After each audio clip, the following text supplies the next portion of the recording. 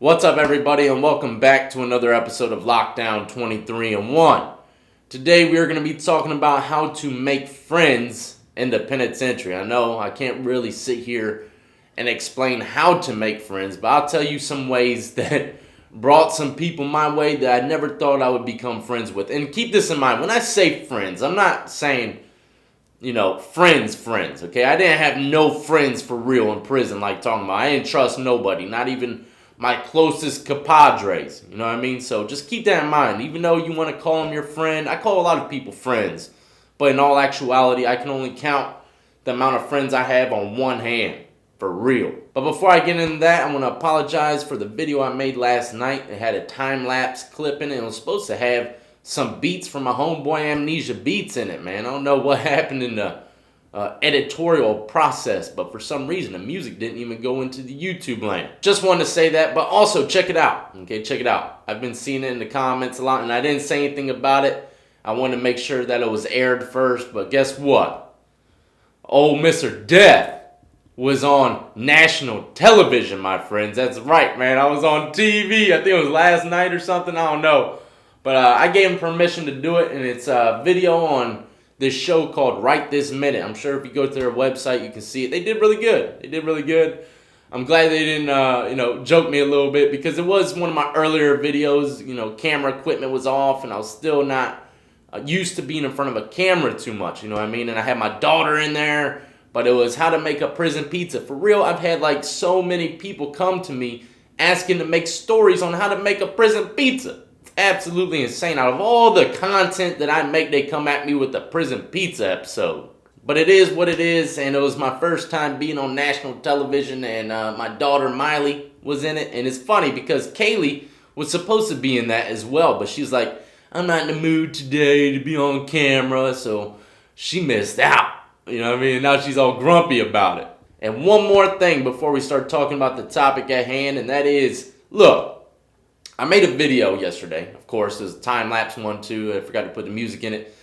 But I made a video out, I was pranking my wife early morning, telling her, hey, they want to fly me to LA. Look, I didn't expect so many freaking comments to be the way they were. Look, keep this in mind, y'all. Old Death runs this compound, and that's a fact. If I need to go somewhere, if I need to fly somewhere, then I'm going to do it, which I probably never will because I don't fly.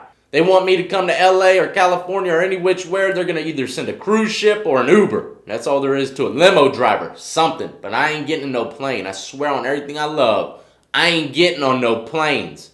You know how many live leak videos I've seen of people dying on an airplane? Man, ain't happening. I don't care how many people say it's safer than driving a car. I don't think so. But yeah, Old Death runs this compound. Being in a relationship for a long time, and men tend to, as they get older, they tend to soften up quite a bit. Look, my dad was a very, he regulated everything in the relationship. And now he's older, my mom runs everything. For real, she runs everything, man. As men get older, they soften up, they loosen up. Just like, gangbangers or anything like that, they get older, they get wiser, and they start realizing the finer things in life. And when you're in a relationship, okay, you are going to realize that you cannot do anything you want. If you want a stable, happy, loving relationship, okay, you're going to have to go through your wife first. That's all there is to it. I mean, I've lived that life of doing what I want to do when I want to do it. And I tell you what, it just causes drama and headaches, and I ain't got time for that. You know what I mean? I used to tell my wife I'm going to smoke a cigarette and I wouldn't come back for 2 days. I'd be gone partying for 2 days, all right? So just keep that in mind, all you fellas out there that might be starting a relationship. Hey, you can wear the pants. It's cool. You can wear the pants, but you got to give her the power sometimes as well.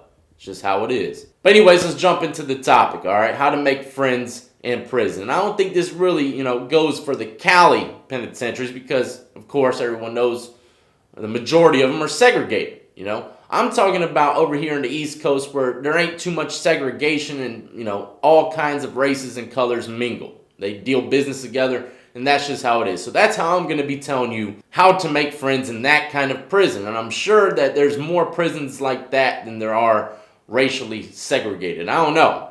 I really don't know the statistics on that. But it is what it is, all right? So let's go ahead and talk about how you can make friends in prison, or how you can, get into the mix, or let people know that you are cool, and they ain't really hating on you, okay? Just good vibes, okay? You'll get good vibes from this stuff. Now check it out. When I was in prison, one thing that brought a lot of people to me, and we opened up and we started talking, I got to know a lot of people, was by artwork. Okay, I used to do a lot of artwork, and when you start doing really good artwork, I remember I was doing a portrait of my wife, and I've been looking for it everywhere. I can't find it nowhere. I mean, it is a perfect portrait of my wife. But when I was doing this, and this was in jail, okay, when I was doing this, it drawed so many people to the table, and I met so many individuals, okay, from just drawing. If you're artistic, I'm telling you, when you start doing good artwork out in a pod or wherever, recreational area, people are going to see it. They're going to stop, and that's when you can sit there and say, hey, yeah, I can make some cards for your loved ones and stuff like that. So when you're sitting out there doing artwork and stuff and people are coming up to you, believe it or not, it opens up a big window for conversation for you to talk to that person, get to know them a little bit and tell them a little bit about, your artistic abilities, whatever the case is. But those were good windows for me to make friends in prison, was through art. I'll tell you another crazy story that brought a lot of people my way and I got into their good graces. All right, check it out. This is a crazy one. I can't sit here and say this is a great way to make friends, but it was for me. All right, I remember I went to this new prison. It was a level 2 prison. It was my first time being in such a low level compound. All right, and I realized very quickly that I could do things that I couldn't do in other prisons. You know what I mean? It was very relaxed. And I remember I didn't know too many people at all, but it was close to Thanksgiving time. And one thing that I stayed ordering on canteen was hot sauce, okay? A lot of prisons don't sell hot sauce, but they did in the prison that I was in. And almost every prison that I was in, they sold packets of hot sauce. It would be like a regular ketchup packet you get from a fast food joint, but it would be like a link of them. It would be like 12 of them all linked together. And I'll never forget, it was Thanksgiving time. I already bought myself 3 extra trays, all right? Every Thanksgiving, I don't care what it is.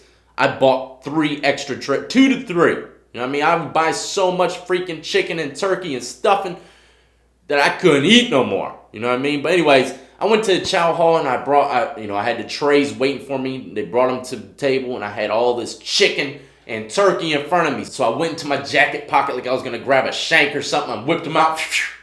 A whole freaking clip of hot sauce. And I brought some extra because I knew people love hot sauce and they were going to ask me once they see me cracking out the hot sauce. So I always came prepared. I enjoy looking out for people, man. You know what I mean? For real. Especially when it comes to Thanksgiving time. Everybody wants a little bit of hot sauce on their turkey or their chicken, whatever the case is. So I had all this hot sauce.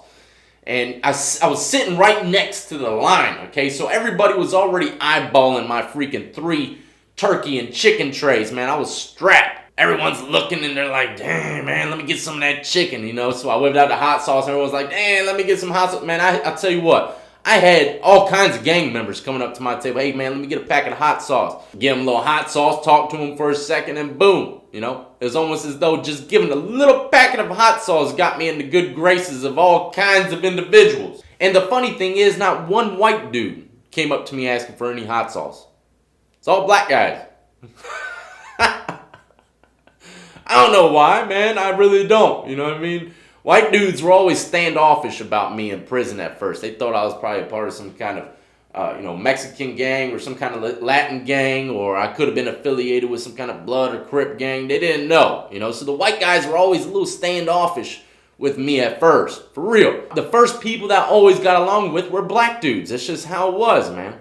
But yeah, that was one crazy way that I got into a lot of people's good graces, and I learned a little bit about people and got to know them, got their names, dapped them up over some freaking packets of hot sauce. That's right. So yeah, man, sharing is caring. I don't recommend a lot of people to share a lot in prison because people would take advantage of you. You got to be the right kind of person to share, or else they will be coming to your front door or your bunk bed on a regular basis trying to get over on you. Hey, let me borrow this, let me borrow that. You got to be the right type of individual to be able to share with people without any kind of backlash from it. You know what I mean? So check it out. I remember one time I used to make swoles on a regular basis. All right, this one time I made a huge swole. I'm talking about it was so big that me and the 3 people that were eating it, we couldn't even finish half of it. We made it just way too big. And we had the attention and the eyes of everyone in the pod. And I didn't care. You know, I'm cool in there. I'm good. And when it was all said and done and we were full and there was so much left over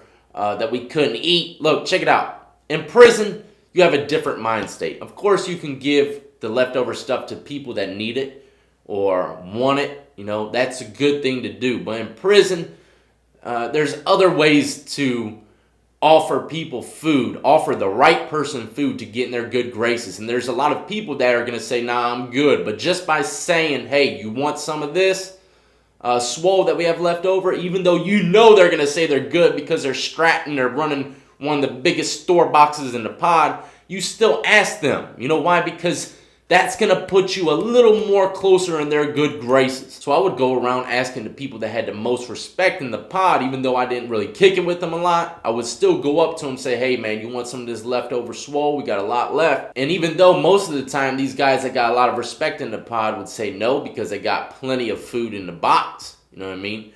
But it's still a respect thing. And believe it or not, that kind of stuff goes a long way. But there are some people that just can't roll up onto some high-ranking gang members and say, hey, you want some freaking leftover swole? Some people just can't do that. But I was able to do this. And that was my way of showing a little bit of respect and courtesy to someone that could put hits out on me. You know what I mean? Even though I wasn't doing anything to cause that situation, it's still, you know, letting them know, hey, I got respect for you, in a low-key kind of way by offering him some food. And then if they say no, which a lot of people did say yes, they would go over there and start grubbing, you know what I mean, and enjoying and dap up and say thanks, and you know, it is what it is.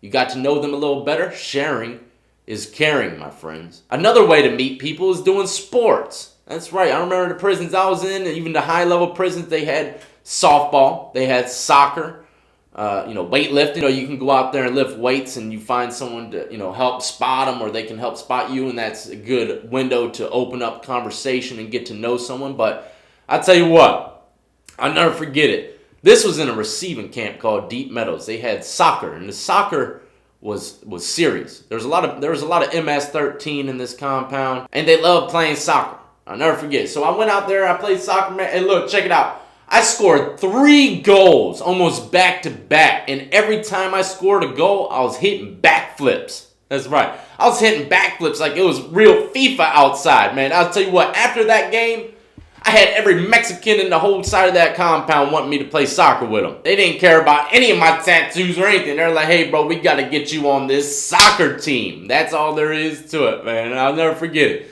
I got into a lot of people's good graces just by playing soccer. You know what I mean? Now, don't start playing sports if you're no good at it. You know, then the Mexicans might kill you, tricking up their soccer game. You know what I mean? But yeah, I got a lot of friends, you know, from playing soccer and softball. You know, I played a lot of softball in Greensville, man.